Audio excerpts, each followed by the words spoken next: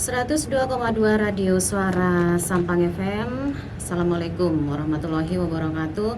Selamat pagi pendengar dimanapun Anda berada. Dan seperti biasa pendengar ya, di hari ini di hari Rabu 27 Oktober 2021 kita akan berdialog interaktif ya di 1 jam OPD menjawab. Standarisasi produk untuk pemenuhan kebutuhan pasar global 2021 bersama Diskopindak Kabupaten Sampang pendengar. Kini sudah hadir ya. Di sini ada Bapak M. Barul Alim, ini Sekretaris Diskopindak Sampang pendengar. Juga ada Bapak Irwan Ferdiawan ya, ini juga bidang penyuluh Perindak Sampang. Baik, kita sapa dulu dua narasumber di pagi kita ini. Selamat pagi Pak. Saya enaknya ini Bapak siapa Pak? Pak Barul. Pak Barul ya. Oke, apa kabar Pak? Alhamdulillah baik Pak. Baik, oke. Selamat pagi Bapak siapa ini? Irwan ya. Pak ya. Oke, apa kabar? Alhamdulillah. Baik juga Pak ya. Oke. Mungkin tema kita di pagi ini Pak ya, yaitu standarisasi produk untuk pemenuhan kebutuhan pasar global. Mungkin bisa dijelaskan dulu Pak ya materi kita di pagi ini. Oke, silakan Pak. Ya, baik, terkait dengan tema kita memang memilih ya peningkatan standarisasi produk IKM untuk memenuhi kebutuhan perdagangan global ya. Seperti kita ketahui bahwa industri ini adalah salah satu parameter kemajuan suatu wilayah ya. Ketika industrinya bagus, diharapkan bahwa perekonomian di satu wilayah tersebut akan baik juga. Dan ini memang dibuktikan bahwa provinsi Jawa Timur adalah provinsi industri, sedangkan kita masih berada pada kabupaten agraris ya. Kontribusi sektor pertanian masih sangat tinggi, di atas 30%, sedangkan kontribusi sektor perindustrian hanya sebesar 4%.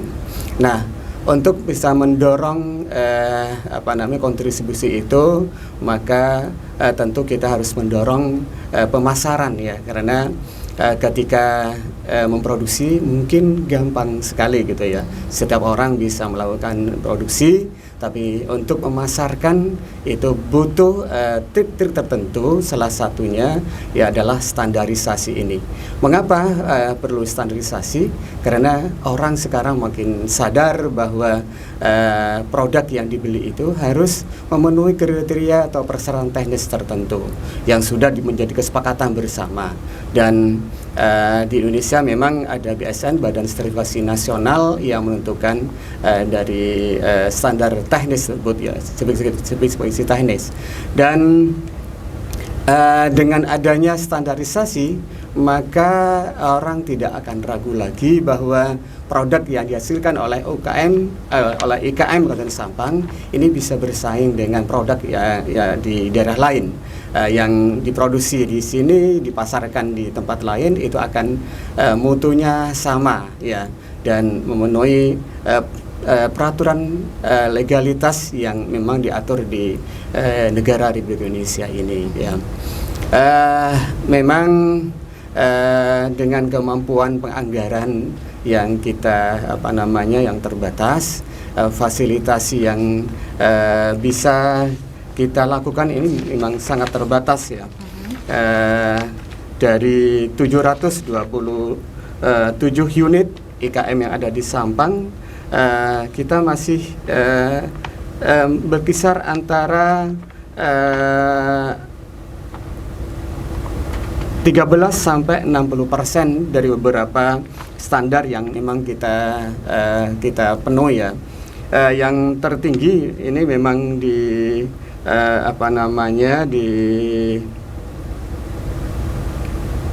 ini memang tidak menjadi ukuran ya. Kita di Batik Mark Indonesia ini kita memang sudah memfasilitasi 9 IKM dari 15 IKM yang tersedia. Namun untuk secara umum fasilitasi yang kita lakukan masih di bawah 30% masih ya. Sehingga kami dari Dinas Diskopindak khususnya dari bidang perindustrian kita mendorong kepada para IKM di samping kita membiayai, ada yang kita dorong agar para IKM itu bisa membiayai untuk standarisasi ini secara mandiri ya. Itu mungkin sementara sebagai bahan pengantar, tapi barangkali ada dari Mas Irwan, ada yang ditambahkan, silakan. Silakan. Baik, terima kasih Mbak. Mohon izin Mbak. Untuk standarisasi yang kita fasilitasi dari bidang perindustrian di Skopindak, itu kita memakai standarisasi yang dasar-dasar aja untuk menjadi stimulus bagi IKM, terutama produknya yang sudah layak untuk dipasarkan, untuk bersaing di pasar global. Salah satunya adalah kita juga memfasilitasi bagaimana IKM itu melek terhadap hak kekayaan intelektual. Seperti kita ketahui sudah ada undang-undang tentang merek dan indikasi geografis. Terus kemudian kita setiap tahun ada fasilitasi untuk pendaftaran merek bagi produk-produk IKM. Kemudian kita juga melakukan uji nutrisi, fasilitasi uji nutrisi gratis juga. Kemudian ada sertifikasi halal, karena sertifikasi halal itu adalah kunci untuk produk IKM bisa bersaing di pasar global. Pasar modern pun harus mensyaratkan itu. Produk kita yang saat ini sudah masuk di pasar modern, kita sudah bisa memasukkan produk sampai saat ini ada 6 produk di Indomaret Kabupaten Sampang itu mensyaratkan adanya sertifikasi halal, karena berdasarkan Undang-Undang Nomor 33 Tahun 2014 semua produk yang beredar di Indonesia, yang dipasarkan di Indonesia, baik makanan dan sebagainya, terus pakaian dan sebagainya, itu harus ada logo halal. Nah itu makanya setiap tahun kita memfasilitasi itu dengan anggaran yang terbatas juga. Kita juga mencoba untuk mencarikan anggaran dari provinsi, terus dari kementerian juga. Semuanya kita fokuskan untuk supaya produk kita bisa bersaing seperti itu. Oke, baik, itu tadi penjelasan tentang standarisasi produk ya untuk pemenuhan kebutuhan pasar global di 2021. Dan mengapa perlu untuk kita melengkapi standarisasi produk di sini, Pak? Mungkin ada ketentuan-ketentuan ya untuk para pedagang di sini, Pak. Ya, ya siap, Mbak Ari, bahwa kita memang melaksanakan standarisasi itu memang itu adalah amanat dari undang-undang. Seperti tadi disampaikan oleh Mas Irwan, ada Undang-Undang Nomor 20 Tahun 2016 tentang merek dan indikasi geografis. Kemudian juga ada Undang-Undang 33 Tahun 2015 tentang sertifikasi halal gitu Pak ya. Sehingga dari dari undang-undang itu ya termasuk merupakan amanat ya, meskipun yang kita standarisasi itu hanya yang standar dasar-dasar saja, tapi kita sudah berupaya untuk bisa produk dari IKM kita itu bisa masuk kepada pasar global, dan yang terpenting adalah ada kepuasan dan perlindungan dari konsumen gitu, Pak. Oke, untuk di Kabupaten Sampang sendiri, Pak, untuk pasar global sendiri, ini bagaimana perkembangannya, Pak?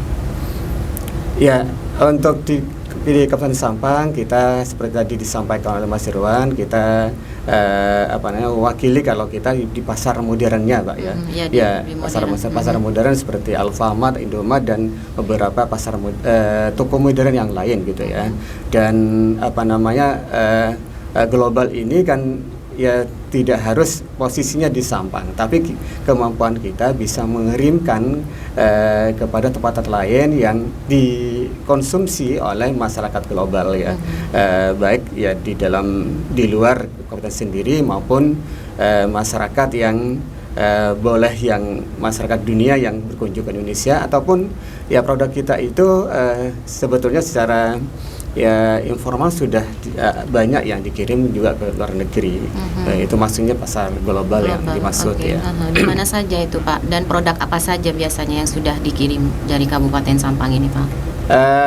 Sementara masih banyak yang produk IKM ya berupa mamin ya, makanan dan minuman. Kemudian dari kerajinan, dari ada batik, produk dari bentuk kecil ya, bentuk kecil dari kapal gitu kan ya, sudah dikirim. Seperti souvenir gitu Pak ya? Ya, untuk hadiah ya, betul souvenir hadiah kepada, tapi memang targetnya khusus Mbak ya. Kemudian juga batik ada yang sudah dikirim ke luar negeri gitu. Oke. Dan untuk batik sendiri Pak, biasanya yang paling terkenal gitu Pak. Itu batik mana Pak? Biasanya yang paling sering dikirim lah gitu. Untuk batik ini Mbak, memang di Sampang secara khusus kita tidak mempunyai corakan gitu ya. Namun karena kita ingin juga ada ciri khas sendiri, sehingga pemerintah Kota Sampang mencoba untuk mengkombinasikan antara batik dengan ringkel gitu ya, mengkombinasikan itu, dan itu yang ingin kita brandkan Pak. Kita kalau dari segi corak dan keterkenalan sebelumnya kita kalah dengan kabupaten sebelah Pak, seperti Bangkalan maupun Pamekasan. Nah, ini kita sebagai pembeda, kita memunculkan kombinasi antara batik dan ringkel. Dan ini adalah fasilitasi yang diberikan satu-satunya oleh balai ya, balai batik dan kerajinan Kementerian Perindustrian yang ada di Yogyakarta, diberikan cuma-cuma kepada kita. Oke. Dan untuk para pedagang sendiri mungkin mendapat penyuluhan atau gimana Pak ini untuk pasar global ini Pak? Ya, baik, saya coba jelasin. Untuk pemenuhan pasar, standarisasi dan sebagainya, itu kan memang sebuah amanat dari undang-undang, peraturan pemerintah dan sebagainya. Karena apa? Karena untuk melindungi produk lokal. Kalau kita tidak memberikan standarisasi pada produk kita, akan banyak produk dari luar yang akan masuk menyerbu Indonesia. Seperti kita tahu produk Cina kan sangat murah dan sebagainya. Itu harus memenuhi standarisasi yang ada di Indonesia. Makanya kenapa ada SNI. Terus kalau produk luar masuk ke Indonesia harus ada halal dan sebagainya. Nah, itulah untuk memberikan standarisasi. Kenapa harus standarisasi? Standarisasi itu adalah untuk memenuhi kebutuhan masyarakat Indonesia. Jadi produk standar itu pasti produk berkualitas, gitu. Berkualitas menurut bangsa Indonesia, karena sesuai dengan standarisasi Indonesia. Makanya itu kami di kantor juga memberikan pemahaman pada teman-teman. Alhamdulillah, setelah melalui sosialisasi namanya pentingnya merek dan sebagainya. Kenapa harus merek itu harus hak ciptakan, didaftarkan dalam hak cipta? Karena kita tahu banyak banyak merek-merek luar negeri yang sudah di branding di Indonesia. Itu bisa mengalahkan produk-produk kita. Nah, bisa jadi seperti kita punya punya makanan donat dan sebagainya. Tapi merek yang terkenal itu ada Dunkin Donat dan sebagainya. Jadi di Sampang juga ada Maksidah, merek ada kopi Maksidah, mereknya Maksidah. Nah, terus dari Amerika ada Starbucks, kopi dengan brand kenyamanan. Kalau kita nongkrong itu nyaman, bisa ada wifi. Itulah yang perlu kita sosialisasikan pada teman-teman. Kalau ketika produk kita sudah besar dan kita tidak mendaftarkan mereknya kepada hak kekayaan intelektual, itu nantinya akan berefek ada klaim dari produk yang sejenis dan sebagainya. Nah, itu Kita sosialisasikan itu semuanya kepada masyarakat. Alhamdulillah tahun ini ada pendaftaran merek sebanyak 56 merek. 56 merek. Itu masih antri. Karena anggaran kita sudah habis, jadi kita pending untuk tahun 2022. Ternyata banyak merek di Sampang yang butuh penanganan haki untuk didaftarkan haki dan sebagainya. Untuk uji nutrisi juga gitu. Untuk uji nutrisi kita fasilitasi untuk mengetahui kandungan gizi yang ada di produk dan sebagainya. Jadi kalau orang itu kolesterolnya tinggi, harusnya tidak boleh apa kandungan dalam produk itu. Nah, itu semuanya bisa dibaca di informasi gizi dan sebagainya. Terus halal itu salah satu diwajibkan dalam undang-undang. Jadi untuk supaya IKM kita tidak terjerat dalam masalah hukum dan sebagainya, maka kita juga memberikan fasilitasi terhadap halal sebagai stimulus. Halal itu berlaku 4 tahun, nanti diperpanjang dan harus daftar kembali. Nah, untuk selanjutnya IKM kalau sudah bisa merasakan manfaat dari sertifikat halal, produknya bisa masuk ke pasar modern, itu nantinya mereka akan mendaftar secara mandiri. Sudah banyak yang mendaftar secara mandiri, kita fasilitasi juga, tapi bayar sendiri seperti itu. Oke, dibayar sendiri berarti Pak? Iya, karena kan sudah difasilitasi yang pertama, sudah gratis.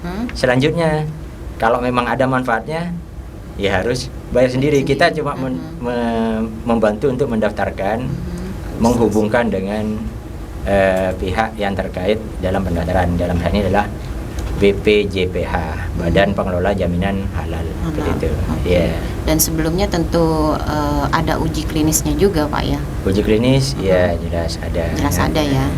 Baik, oke.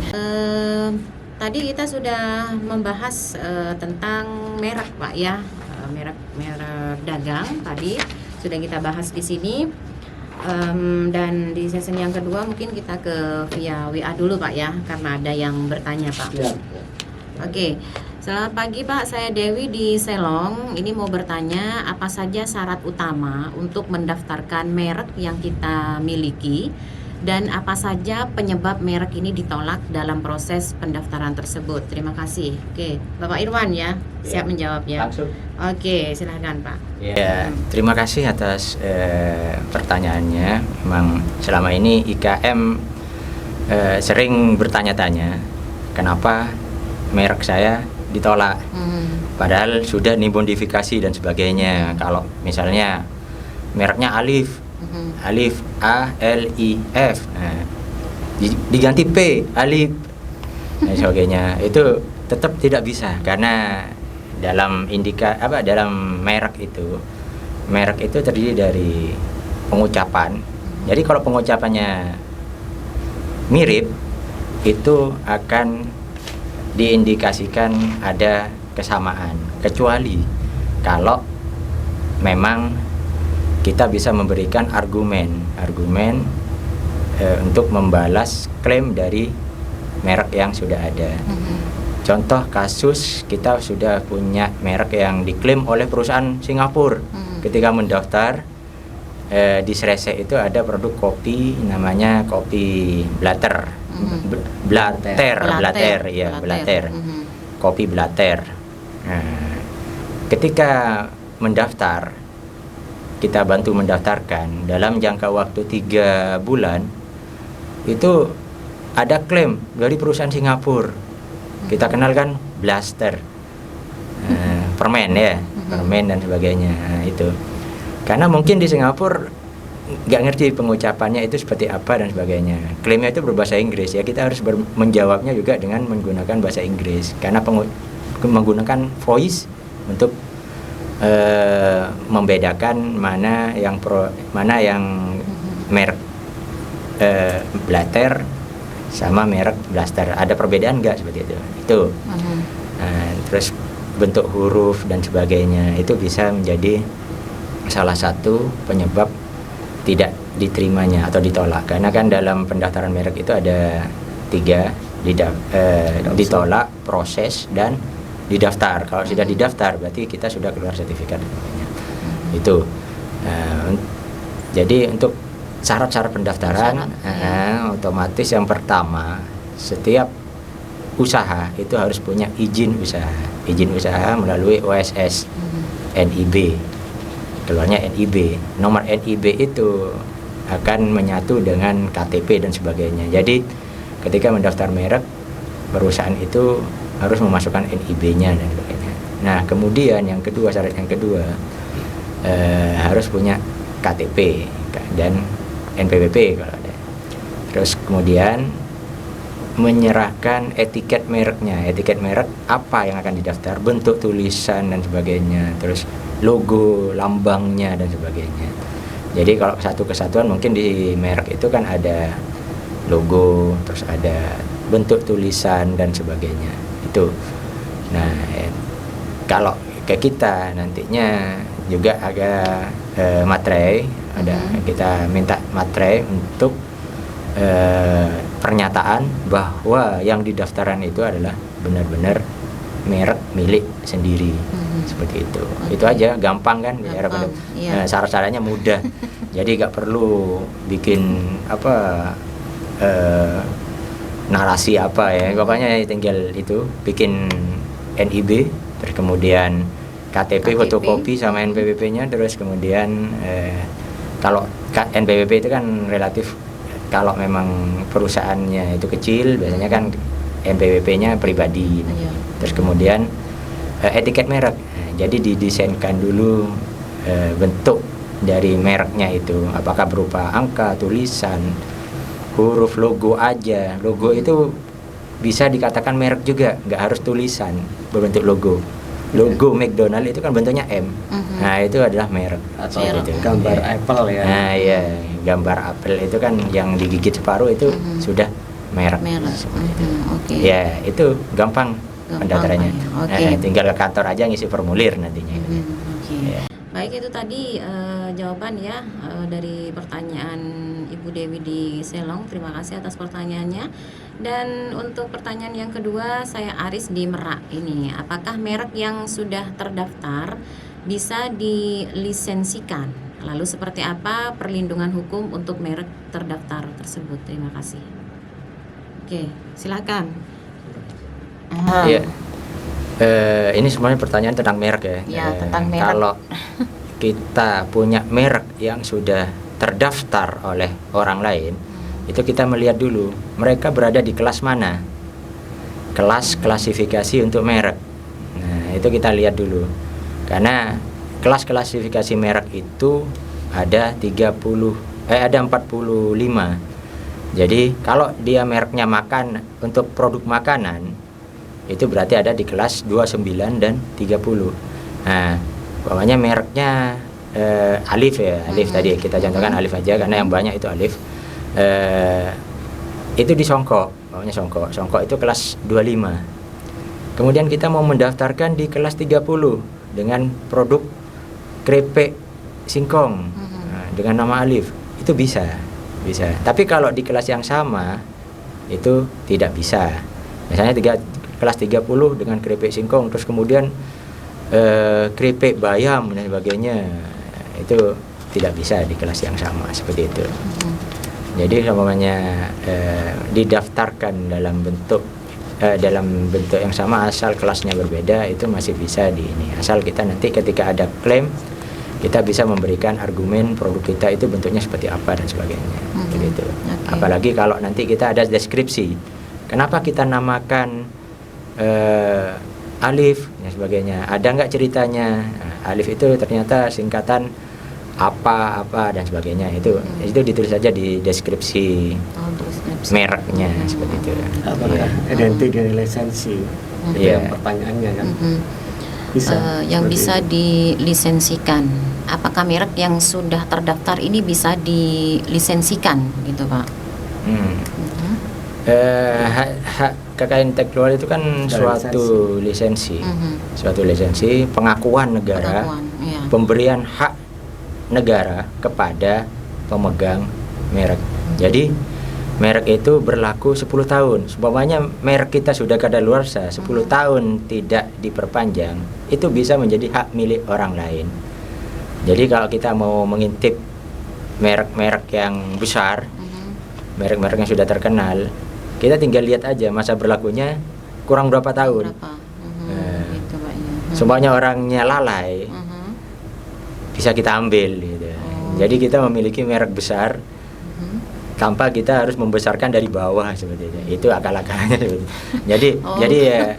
Jadi ya kita harus waspada juga terhadap merek kita juga. Jangan sampai kita lalai, produk kita sudah besar, kita lupa mendaftarkan merek kita. Akhirnya merek kita diambil orang lain, kita tidak bisa memakai merek itu. Banyak kejadian kayak IKM Kopiah.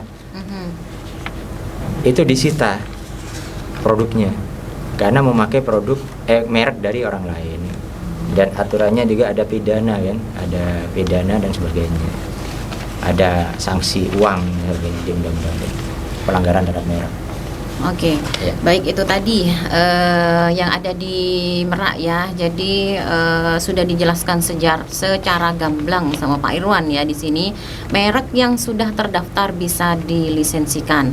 Lalu seperti apa perlindungan hukum Pak untuk merek yang sudah terdaftar ini? Perlindungan hukumnya Pak? Ya.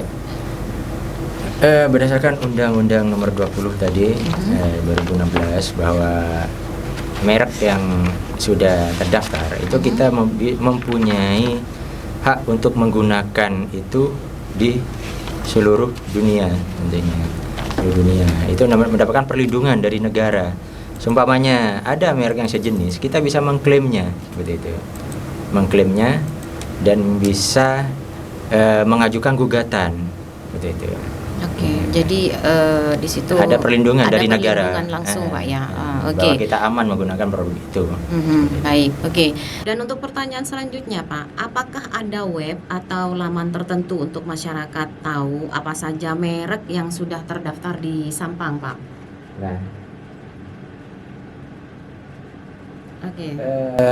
kalau Ada mengetahui web dan sebagainya untuk yang merek terdaftar di Sampang, saya kira kan merek itu berlaku seluruh dunia. Iya. Jadi kita bisa menggunakan webnya WIPO atau DJKI, jadi Dirjen Hukum Kekayaan Intelektual Kementerian Perindustrian seperti itu. Itu kita bisa lihat merek kita apa, nanti set di situ, nanti ada pangkalan kekayaan intelektual. Pangkalan kekayaan DJKI Indonesia dgip.go.id.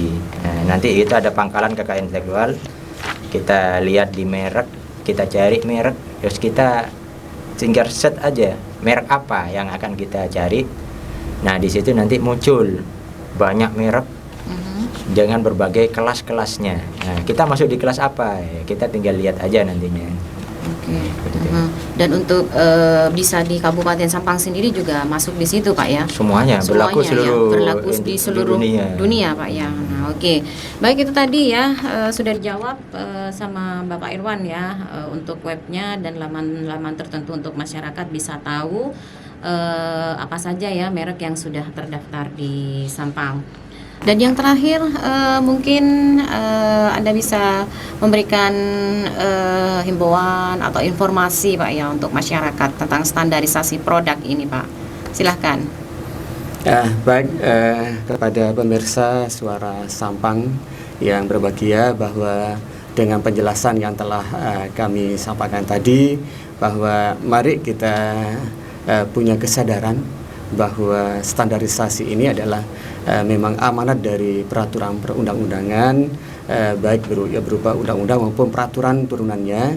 Dan dengan Bapak Ibu sekalian menstandarisasi produknya, akan ada perlindungan hukum terkait produk yang diedarkan, baik diedarkan secara lokal maupun apalagi secara global. Kami memang di Dinas Diskomindak sudah menyiapkan anggaran meskipun terbatas untuk melaksanakan fasilitasi, tapi apabila para produsen ingin sekali cepat melaksanakan pemasaran secara global, ya kami memfasilitasi dari segi administrasinya. Mohon untuk bisa melaksanakan biaya secara mandiri. Mungkin itu. Oke. Mungkin dari Pak Irwan ada tambahan di sini Pak? Iya. Untuk teman-teman IKM yang ada di Kabupaten Sampang pada khususnya, kita juga menghimbau karena kan standarisasi itu seperti sudah disebutkan adalah untuk memberikan perlindungan kepada produk-produk IKM. Jadi sekarang bahasa yang muncul di permukaan itu bukan lagi berapa harganya, tapi kualitasnya apa dan sebagainya. Jadi orang-orang sekarang sudah banyak yang melek teknologi, melek informasi dan sebagainya. Mereka butuh, saya harus makan apa dan sebagainya. Itu semuanya harus ada di dalam sebuah standarisasi produk. Dalam merek pun kita juga bisa melakukan branding terhadap merek tersebut. Jadi merek itu bukan branding, tapi branding juga bisa berarti merek seperti itu. Jadi kita setiap tahun memang memberikan fasilitasi supaya teman-teman bisa memanfaatkan apa yang kita fasilitasi melalui standarisasi ini. Jadi itu adalah standarisasi dasar. Mungkin nanti ke depannya akan berlaku SNI untuk makanan dan minuman karena arahnya seperti itu. Jadi nanti IKM juga harus siap-siap untuk mengarah ke seperti itu. Jadi paling awal mungkin nanti adalah bagaimana manual mutu yang ada di sebuah produk itu bisa direalisasikan oleh teman-teman IKM. Semuanya untuk pasar global karena masyarakat dunia memerlukan adanya suatu standarisasi. Jadi ketika saya sekarang membeli produk A di tempat A juga, terus besok saya juga membeli produk A di tempat A juga, itu antara kemarin dengan sekarang itu rasanya sama, terus jenisnya juga sama. Jangan sampai saya kemarin belinya di sini rasanya enak manisnya, tapi ketika besok saya beli lagi rasanya sudah berubah dan sebagainya. Nah, itu yang tidak diinginkan oleh pasar global.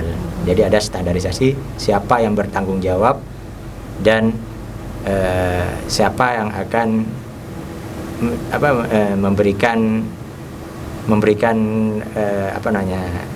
pengertian, memberikan informasi tentang produk tersebut. Itulah standarisasi produk. Ya. Oke, baik. Terima kasih Pak ya kehadirannya di Radio Suara Sampang FM sudah mengisi acara kami di sini di Dialog Interaktif 1 jam OPD menjawab. Standarisasi produk untuk pemenuhan kebutuhan pasar global 2021 ya. Sudah hadir Bapak Barul Alim ya di sini Sekretaris Diskopindak Sampang dan Bapak Irwan Ferdiawan ini bidang penyuluh Perindak Kabupaten Sampang. Dan saya Arinovianti yang bertugas pamit undur diri. Terima kasih semua pendengar dan wassalamualaikum warahmatullahi wabarakatuh. Sampai jumpa. Ekonomi pariwisata, agribisnis dan